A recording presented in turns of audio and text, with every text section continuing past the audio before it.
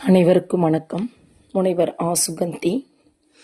நம் பார்க்க இருக்கும் பாடம் இப்போ நன்னூலில் சொல்லதிகாரத்தில் ஆகுபெயர் பற்றி பார்க்க போகிறோம். ஆகுபெயர் என்றால் ஒரு பொருளின் இயற்பெயர் அதனை உணர்த்தாமல் அதனோடு தொடர்புடைய மற்றொரு பொருளுக்கு தொன்று தொட்டி பெயராகி வருவது ஆகுபெயர் அப்படின்னு சொல்கிறாங்க. இப்போ உதாரணத்துக்கு பார்த்தீங்கன்னா ஊர் சிரித்தது அப்படின்னு சொல்கிறோம். ஆனால் எங்கேயுமே என்ன பண்ணாது, ஊர் சிரிக்காது, அந்த ஊரில் உள்ள மக்கள் தான் சிரிப்பார்கள். இது நேரடியாக மக்கள் சிரிப்பதை சொல்லாமல் மக்கள் வசிக்கின்ற ஊரை சொல்வதனால் இது என்ன பண்ணுறாங்கன்னா ஆகுபெயர் அப்படின்னு சொல்கிறாங்க.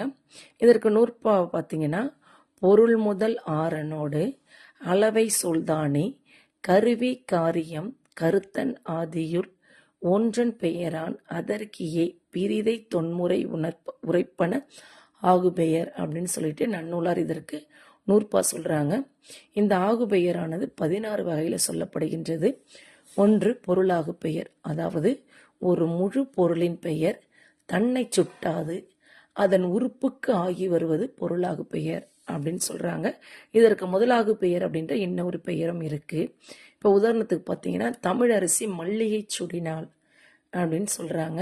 அதாவது இந்த தொடர்ல மல்லிகை அப்படின்ற சொல்லானது என்ன பண்றாங்க, வேர் கொடி இலை பூ எல்லா உறுப்புகளும் சேர்ந்தா ஒரு மலர் ஆகின்றது.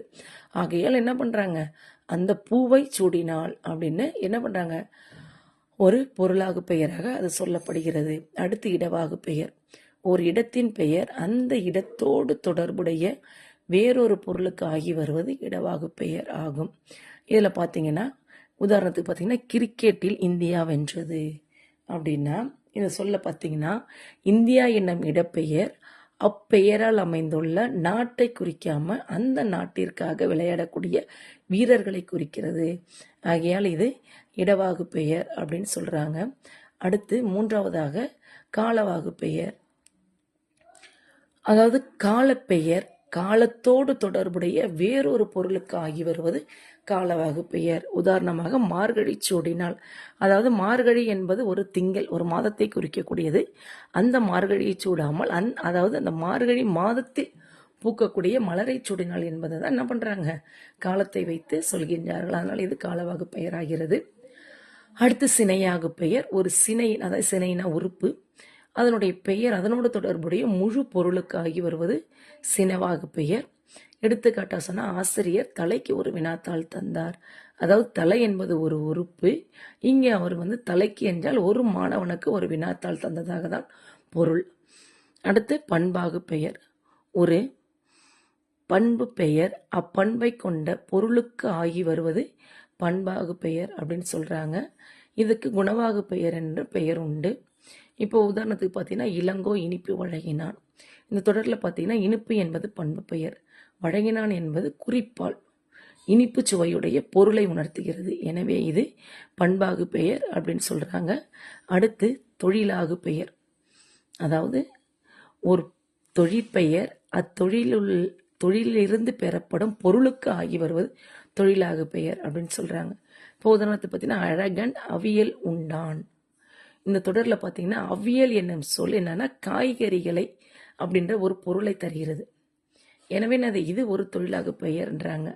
அதாவது அவித்தல் ஆகிய தொழிலை குறிக்குது. இல்லை உண்டான் என்பது பயனிலையாக சொல்லப்படுகின்றது. எதை உண்டான், காய்கறிகளை உண்டான் என்பதுதான் இது தொழிலாகு பெயர்ல வருகிறது. அடுத்து தானியாகு பெயர், ஓர் இடத்தின் பெயர் அவ்விடத்தில் உள்ள பொருளுக்கு ஆகி வருவது இடவாகு பெயராகும். அதாவது ஒரு இடத்துல பொருள் அவ்விடத்திற்கு ஆகி வருவது தானியாகு பெயர் அப்படின்ற ஒரு பொருள்ல சொல்றாங்க. உதாரணத்துக்கு பார்த்தீங்கன்னா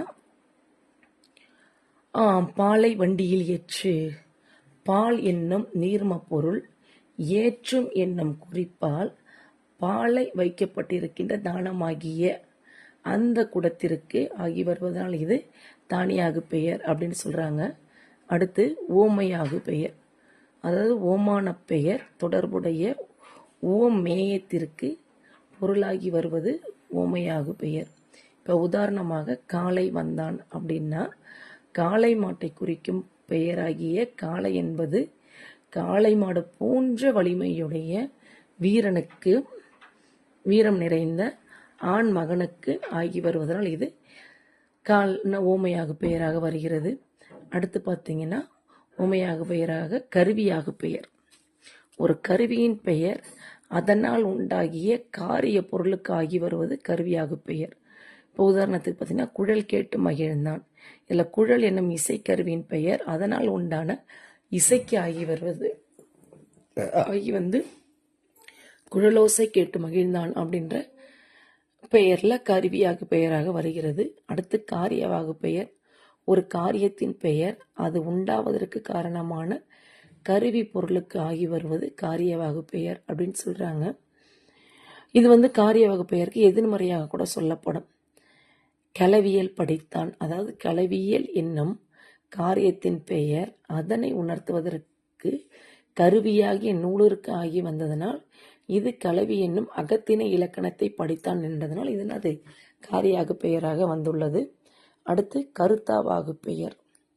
ஒரு கருத்தாவின் பெயர் அவரால் இயற்றப்பட்ட நூலிற்கு ஆகி வருவது கருத்தாவாகு பெயர். எடுத்துக்காட்டு அழகனுக்கு திருவள்ளுவர் மனப்பாடம். இதில் திருக்குறளை எழுதிய கருத்தாவின் பெயர் திருக்குறள் என்பதாகும். அதாவது திருக்குறளை எழுதிய கருத்தாவின் பெயர் திருவள்ளுவர் என்பதாகும். இத்தொடரில் திருவள்ளுவர் என்னும் பெயர் அவரை குறிக்காது அவரால் எழுதப்பட்ட காரியமாகிய திருக்குறளுக்கு ஆகி வருவதனால் இது கருத்தாவாகு பெயராகும். அடுத்து பார்த்தீங்கன்னா கருத்தாவாகு பெயருக்கு அப்புறம் சொல்லாகு பெயர். அதாவது ஒரு சொல்லின் பெயர் தொடர்புடைய பொருளுக்கு ஆகி வருவது சொல்லாகு பெயர் அப்படின்னு சொல்றாங்க. எடுத்துக்காட்டாக தம்பி என் சொல்லை கேட்டான். அதாவது சொல் என்னும் பெயர் கேட்பான் என்னும் குறிப்பால் எழுத்தாகிய சொல்லை குறிக்காது அறிவுரைக்கு ஆகி வந்ததனால் இது சொல்லாகு பெயர் ஆகும். அடுத்து எண்ணல் அளவையாகு பெயர். எண்ணெய் குறிக்காது எண்ணெய் குறிக்கும் பெயர் தொடர்புடைய பொருளுக்கு ஆகி வருவது எண்ணல் அளவையாகு பெயராகும். உதாரணமாக 4ம் 2ம் சொல்லுக்குருதி அப்படின்னு சொல்றாங்க. இந்த தொடரில் உள்ள 4 2 என்னும் சொல்லிற்கு எண்ணிக்கை பொருளை உணர்த்தாது 4 அடிகளான 4 அடியாரையும் 2 அடிகளாலான திருக்குறளையும் குறிக்கிறது. இவ்வாறு அது எண்ணல் அளவை பெயர் தொடர்புடையதான் நூலுக்கு ஆகி வருவதனால் இதை எண்ணல் அளவைன்னு சொல்றாங்க. அடுத்தபடியாக எடுத்தல் அளவை. எடுத்தல் அளவை என்பது பெயர் தொடர்புடைய பொருளுக்கு ஆகி வருவது எடுத்தல் அளவை. எடுத்துக்காட்டாக கிலோ என்ன விலை. இப்போ ஒரு கடையில் போயிட்டு கிலோ என்ன விலைன்னு கேட்டால் எதை கேட்குறோன்னா அவங்க அளக்கக்கூடிய அந்த கிலோ கணக்கை வைத்து அதற்கு தொடர்புடைய என்ன பொருள் அரிசியோ பருப்போ சர்க்கரையோ எதுவோ அதை சொல்வது இன்னது எடுத்தல் அளவையாகு பெயர். அடுத்து முகத்தல் அளவையாகு பெயர். முகத்தல் அளவை என்பது தொடர்புடைய பொருளுக்கு ஆகி வருவது முகத்தல் அளவையாகு பெயர். இப்போ உதாரணம் பார்த்தீங்கன்னா 2 லிட்டர் கூடு அப்படின்றோம்.